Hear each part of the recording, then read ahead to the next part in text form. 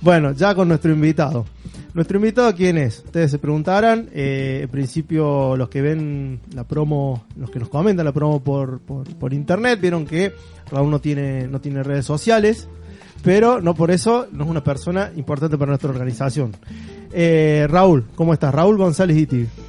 Muy bien, Moto, muy bien. Lo que sí te quiero hacer una aclaración. Sí. Existe una red social de Claro. científicos Ah, bien. que se llama ResearchGate, ¿Qué es así? lo cual es muy distinto a Facebook.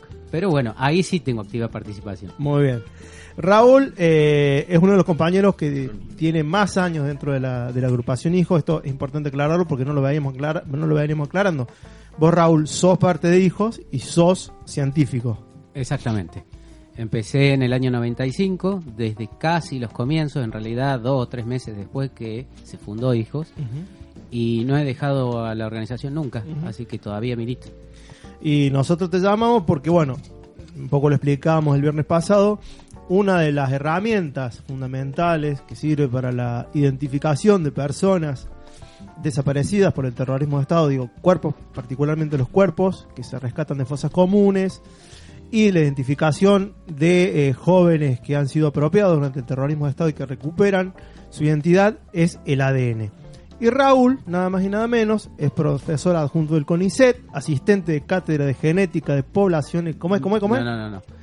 Investigador adjunto de CONICET investigador adjunto, y profesor asistente de la cátedra de Genética de Poblaciones y Evolución de la carrera de Biología en la Facultad Bien. de Ciencia Exacta, Física y Yo Naturales. sabía que no me ibas a dejar equivocarme en una palabra. Yo sabía.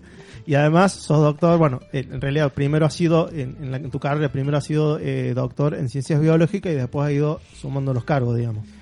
Y sí, Sí. fui biólogo, después becario de CONICET, después becario postdoctoral de CONICET, hasta que ingresé a la carrera de investigación científica de CONICET. O sea, y particularmente, ¿cuál es tu tarea como en todos estos lugares que estás ocupando en este momento? Y en la universidad soy docente. Entonces, ahí cumplo estrictamente lo que es docencia. Después, todo lo que es investigación lo hago en el mismo lugar físico, pero en realidad yo dependo. Mi sueldo, tengo 2 sueldos, uno de la universidad y otro de CONICET. Sí. Entonces, la parte de investigación es de CONICET y la parte de docencia es de la universidad. Como ustedes se imaginarán, esto tiene que ver mucho con charlas que hemos tenido con Raúl, que nosotros le decimos el Raulo. Entonces, en transcurso de la entrevista muchas veces le vamos a decir Raúl, pero más o menos lo mismo. El mismo cariño y respeto que nos tenemos desde hace muchos años.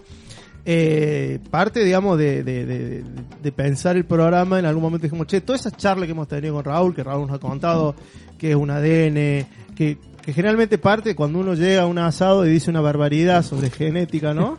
Y dice, no, porque el ADN tal cosa, el ADN... Sí. No se escuchó. Sí. Ahí está. Que me suele pasar en bastantes asados. Suele pasar en bastante asado que uno dice, no, porque... qué sé yo, no, porque clonaron una oveja en Edimburgo, ¿no? Podríamos Y de comerla. allá de la punta de la... Podríamos cocinarla. Así Podríamos empieza. cocinarla. Y de allá de la punta de la mesa salta Raúl diciendo, no es cierto, no clonaron una oveja, hicieron no sé qué otra cosa. Bueno, y nos corrige con una verdad científica absoluta que además es incorregible, porque ninguno de nosotros tenemos otro elemento. Pero bueno, la idea era esa, era charlar sobre todas estas palabras que andan dando vuelta cada vez que hay una identificación de un cuerpo, cada vez que se restituye una identidad de un cuerpo o de un joven o de una joven. Con respecto al terrorismo de Estado también surge bastante cuando hay un juicio de filiación, cuando se quiere saber si alguien es hijo de tal persona o no. Bueno, principio básicamente, ¿qué es la genética, Raúl? Uy, qué pregunta. La genética sería el estudio del ADN y su relación con las diferentes formas de herencia del material genético entre generaciones. Es decir, para que haya... bueno, ahí ya lo voy a corregir porque en realidad hay muchas cuestiones genéticas. En general, el ADN se transmite de una generación a otra. ¿A través de qué? De las gametas, es decir, el espermatozoide y el óvulo, sí, para formar un nuevo individuo. En algunos organismos, como bacterias, existe también la transferencia horizontal de genes. Y eso es la explicación de por qué hay enfermedades intrahospitalarias o se transmiten entre cepas diferentes, se transmiten genes de resistencia. De todas formas, para lo que nos involucra a nosotros en relación a los derechos humanos, estamos hablando de entre generaciones. Y esa es lo más importante en cuanto a los diferentes usos o las herramientas de la genética, digamos, que puede ayudar a la lucha de los derechos humanos. ¿Y qué es el ADN? El ADN es una molécula que se llama Ácido desoxirribonucleico. Así se llama. ácido desoxirribonucleico, que es una del molécula donde se almacena información, básicamente. No es la única, hay otras más, como el ARN.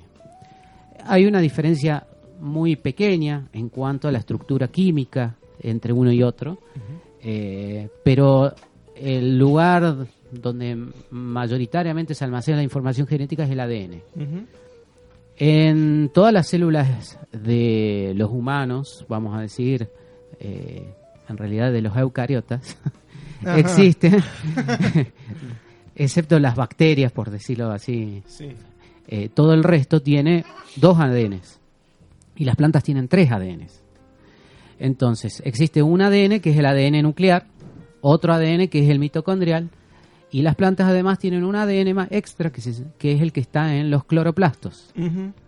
Entonces, se almacena información, diferente tipo de información en las diferentes organelas y a su vez codifican genes o información genética distinta, digamos, cada una de esas de esas organelas, digamos, el núcleo, mitocondrias o cloroplastos. Y tienen diferentes utilidades.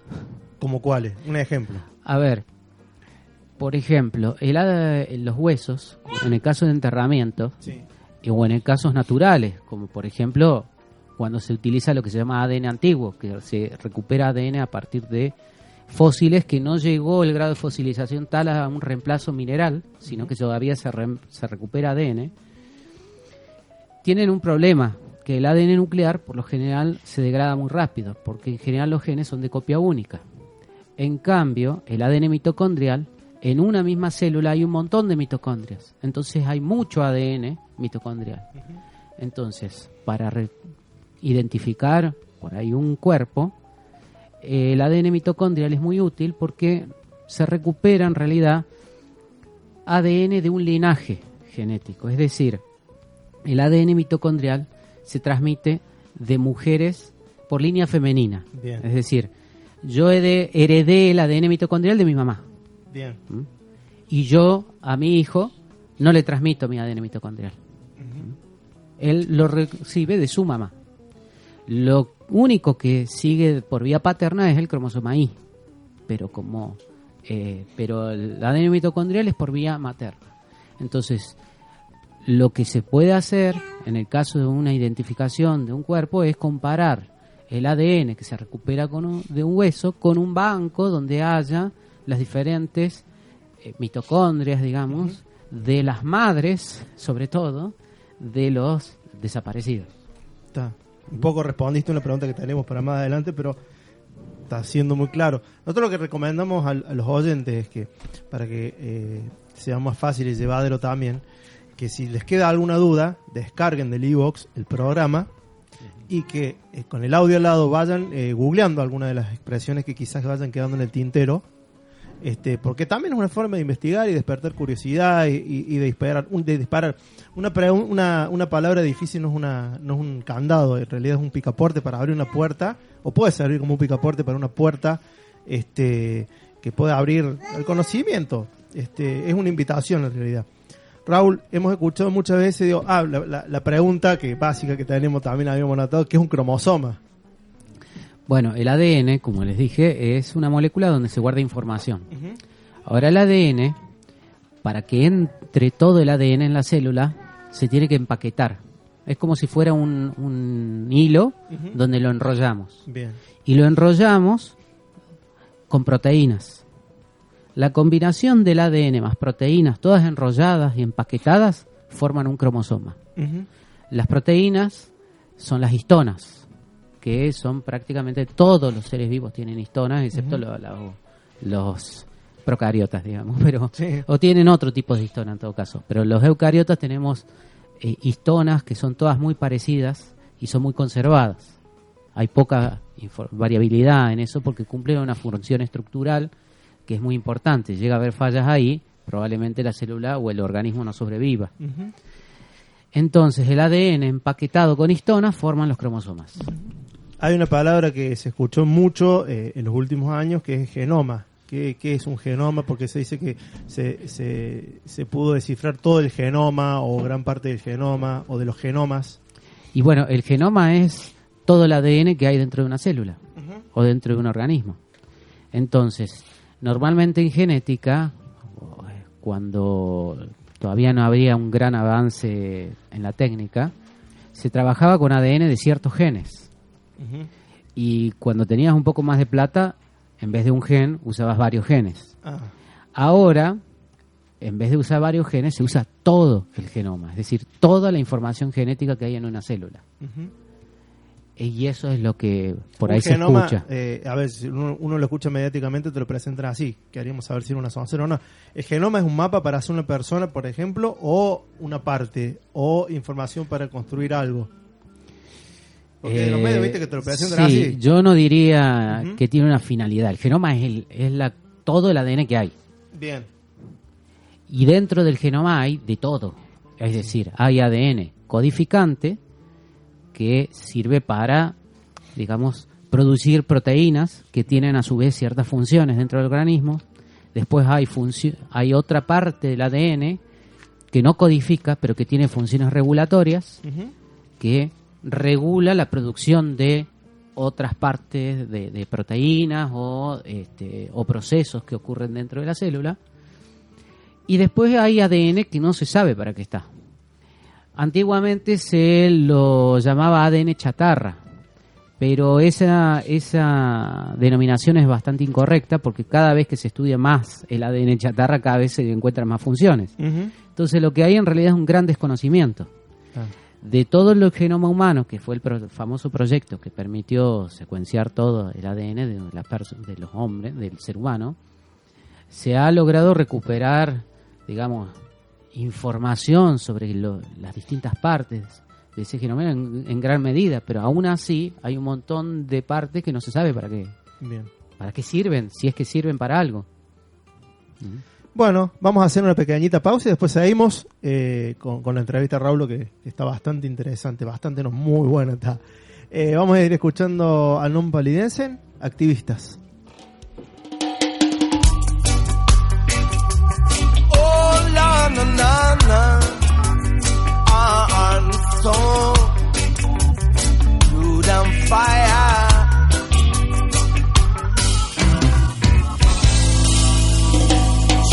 No te pienses que eres listo por habernos timado alguna vez, pues a la gente no la engañas más, la mesa está servida.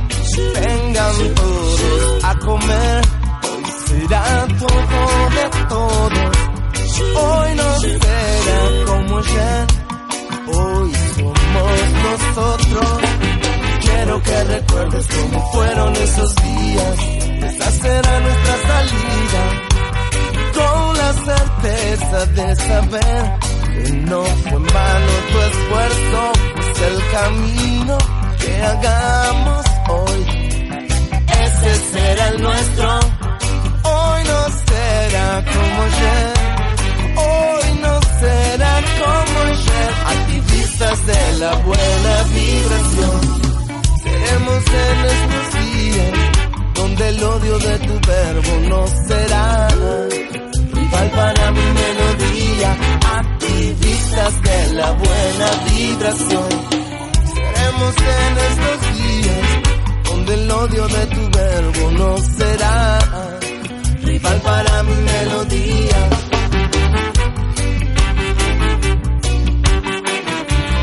Oh, la, na, na, na.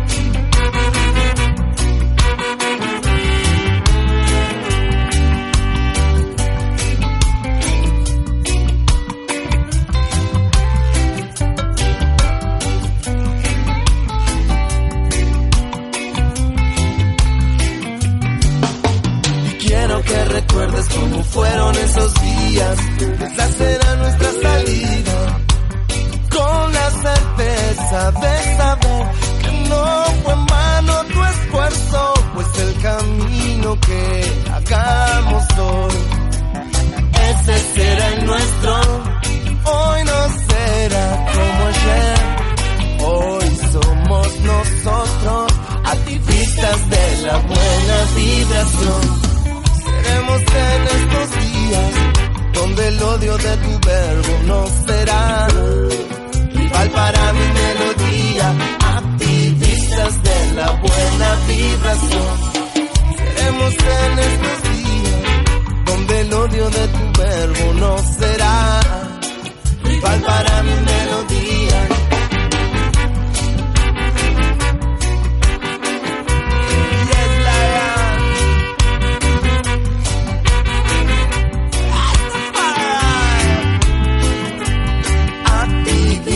De la buena vibración, seremos en estos días donde el odio de tu verbo no será rival para mi melodía. Activistas de la buena vibración, seremos en estos días donde el odio de tu verbo no será rival para mi melodía.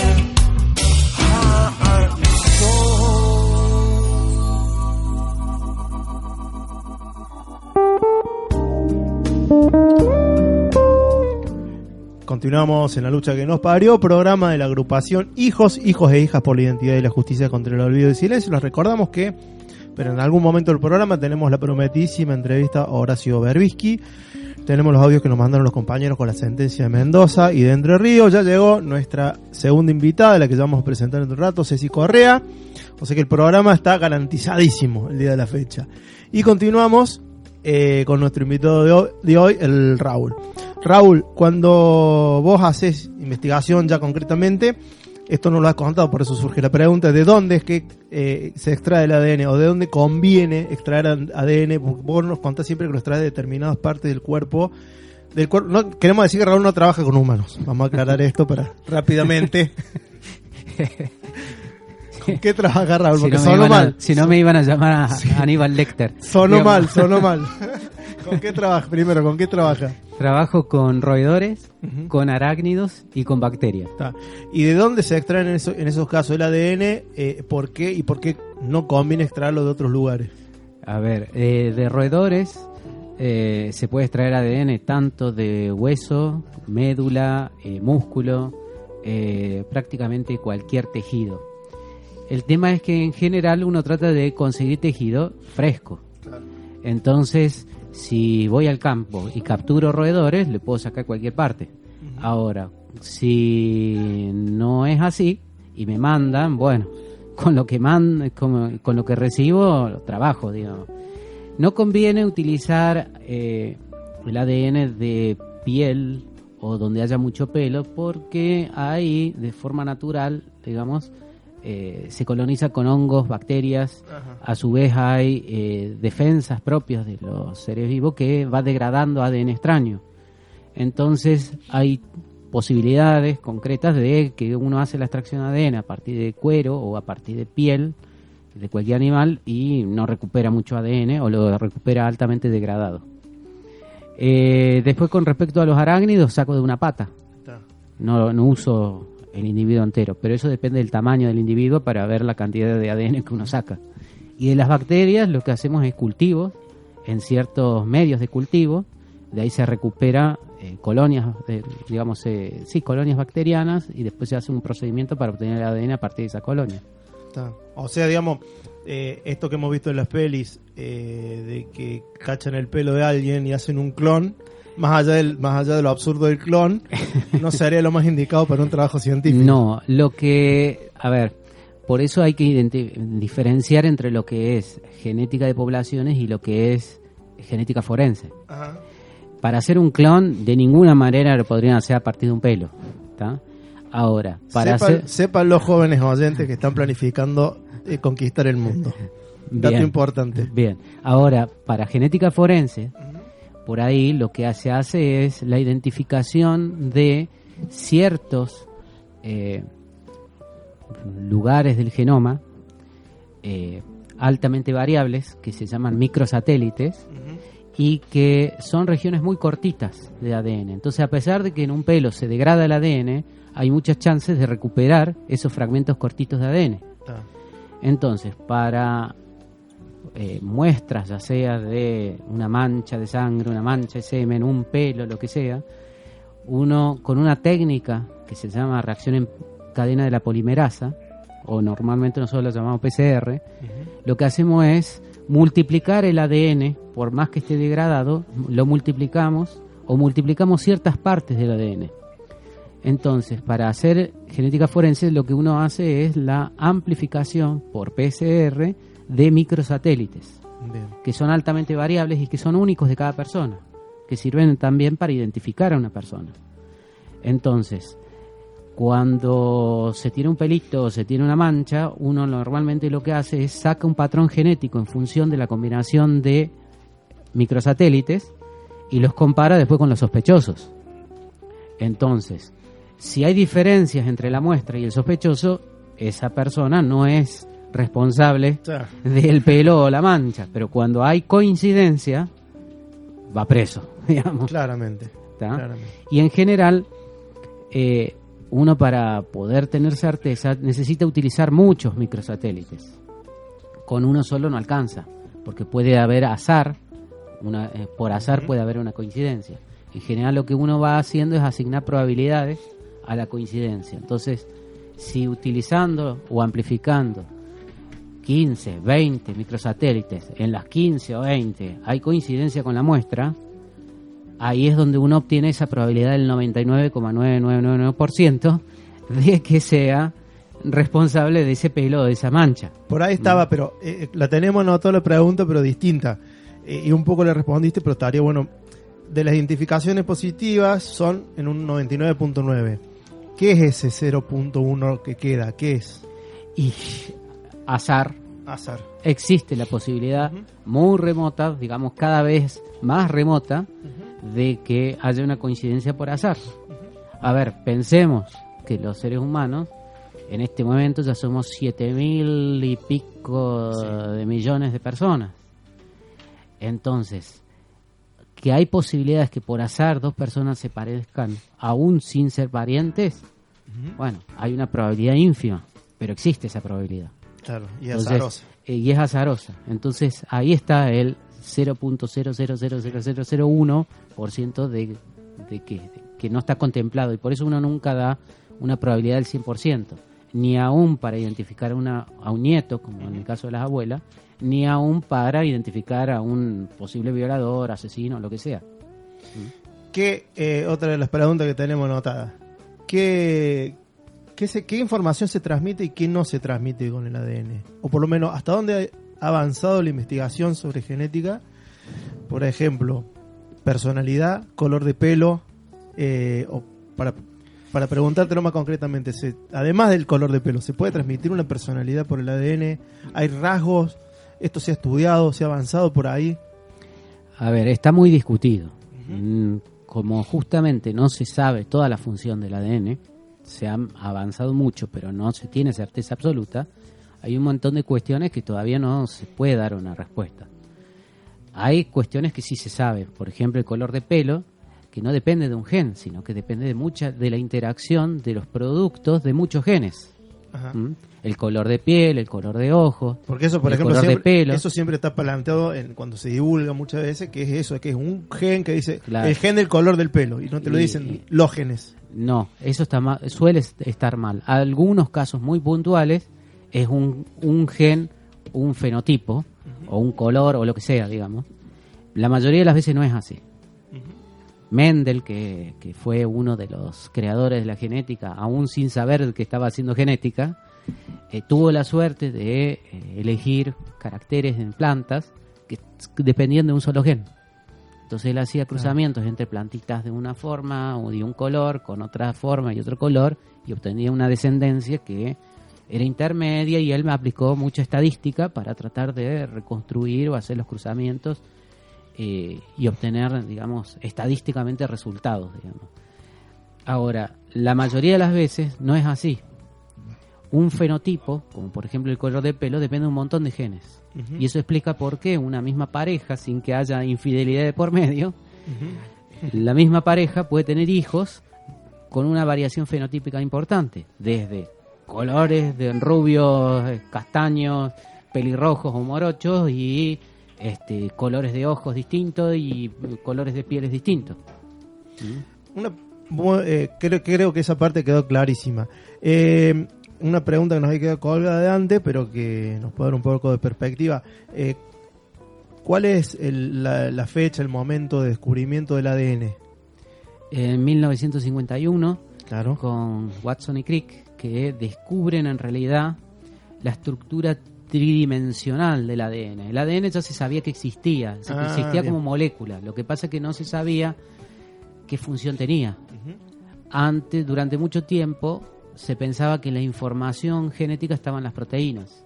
Después se pensó que la información genética estaba en el ARN, y hasta el descubrimiento de Watson y Crick, y eso vino a cambiar todo, porque ahí se comprobó que la información se guardaba en el ADN.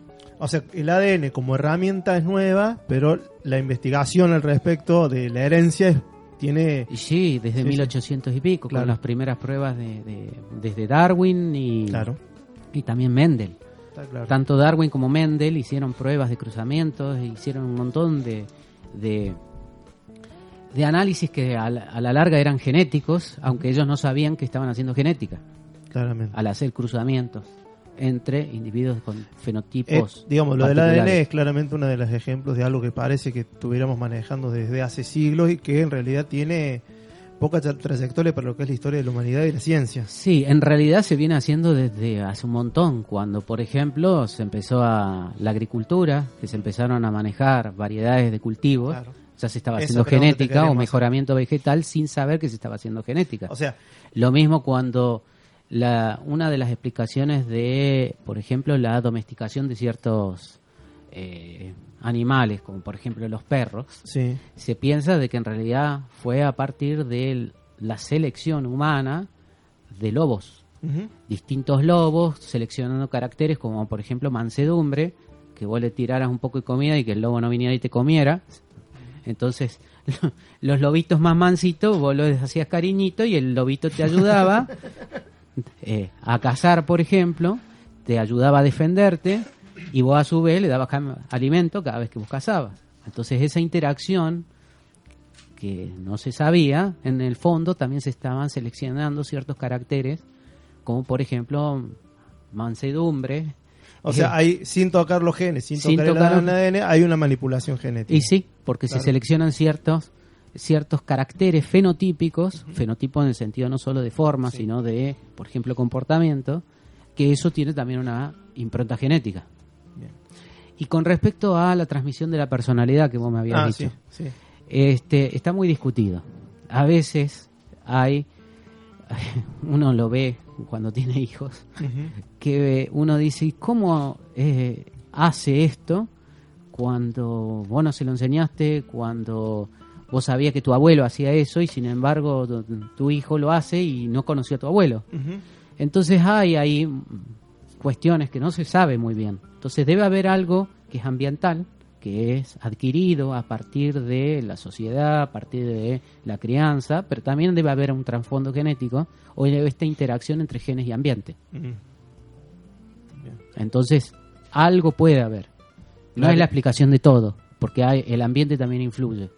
Clarísimo, Raúl. Ahora, para ir cerrando la parte de biología, digamos, de genética, de todo. Raúl, ¿por qué es importante que un país invierta en investigación científica en general y en particular por qué es importante que un país invierta en lo que vos investigas? Yo creo que la ciencia es importante porque hace a el desarrollo de un país, hace a la soberanía de un país y hace a una cuestión geopolítica de un país. Los países que dominan la ciencia son los países que dominan al mundo en un punto. ¿A qué me refiero? Que ¿cuáles son los países que hoy podemos llamar centrales en cuanto a el mundo? China, Estados Unidos, Japón, Alemania. Son todos países que invierten gran parte de su presupuesto en ciencia. ¿Por qué? Porque la ciencia no tiene un fin en sí mismo. Pero a partir de algo que pareciera que no tiene un fin, pueden surgir nuevas cosas. Y esas nuevas cosas llevan a otra, y después llevan a otra, y llevan a otra, y finalmente pueden generar, por ejemplo, la cura para una enfermedad. Lo que llamamos el desarrollo humano. El desarrollo o lo que se llama la tecnología. Ujú. La ciencia como generadora de conocimiento, y la tecnología, que es la puesta en marcha de la ciencia para lograr un producto. Entonces, por eso siempre se habla de ciencia y tecnología, porque van de la mano, no es que uno sea más importante que otro.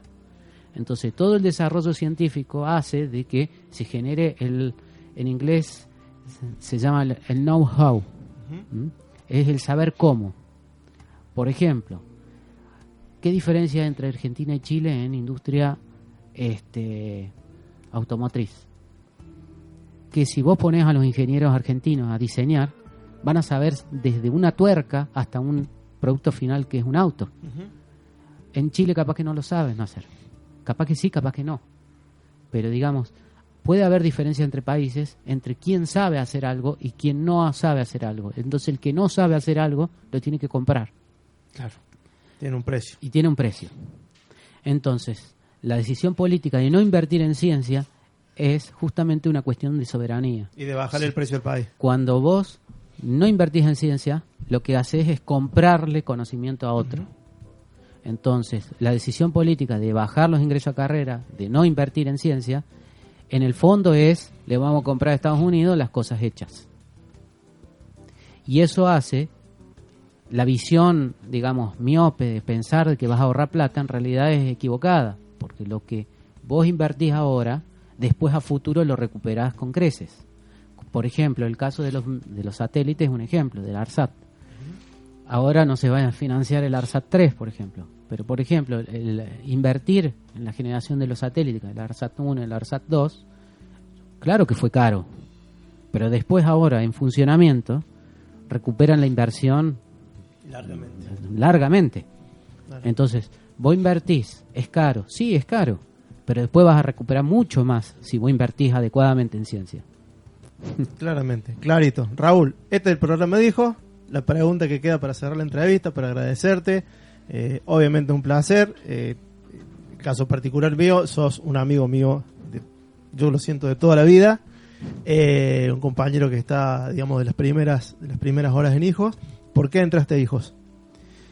Y bueno, por mi historia personal, yo cuando era muy chico me tuve que ir al exilio, al Perú y a Suecia sobre todo, a raíz de la militancia política de mis padres, que fueron perseguidos políticos y además fueron, digamos, presos políticos de la primera dictadura, es decir, la primera dictadura no, sí. Del periodo anterior de Onganía, la NUCE, y después ya estaban en listas negras, y cuando salen de la cárcel no conseguían trabajo, nada, pero después del golpe del 76 un familiar militar de mi mamá la amenazó y le dijo de que se rajara o la iba a secuestrar.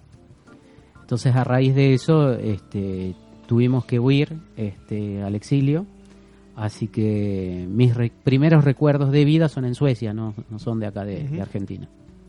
Bueno, Raúl, muchas gracias por haber venido. No, muchas gracias a ustedes por invitarme.